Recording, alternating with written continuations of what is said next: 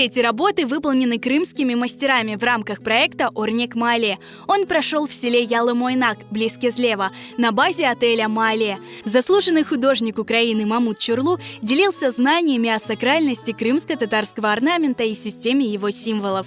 Мастера крымско-татарского декоративно-прикладного искусства учились применять язык орнамента крымско-татарской вышивки для создания тематических авторских композиций. Впервые крымские мастера выполнили большие орнаментальные панно на бумаге акриловыми красками. Впервые в жизнь нашего народа, в культуру нашего народа входит вот такой вид, новый вид изобразительного искусства традиционного, адаптированного к современности, который разговаривает на подлинном языке крымско-татарского орнамента. Была цель закрепить знание языка крымско-татарского орнамента, которым эти знания были так глубоко нами исследованы в летнем тренинге. Талантливый керамист Эльдар Гусенов интерпретировал народный орнамент на панно «Кале».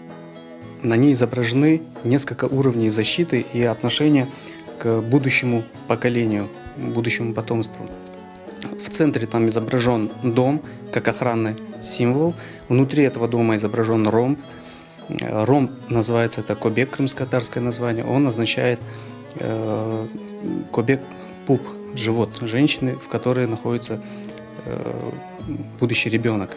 Этот дом, он находится под охраной тополей. И охранный знак в этой композиции – это знак кале, то есть это знак крепости, которая выполняет функцию защиты мощную. Кроме этого, на самом верху можно увидеть знаки треугольник, дувалак.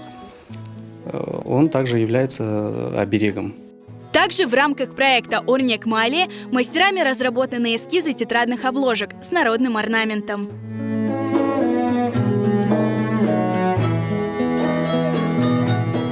Художники признаются, атмосфера, созданная в отеле, общение с единомышленниками зарядили энергией и неиссякаемым вдохновением. Мы все художники, кто-то профессиональный, кто-то просто по призванию. Поэтому здесь такая создается аура, своя собственная атмосфера. Мы друг на друга позитивно влияем, каждый друг у друга что-то берет.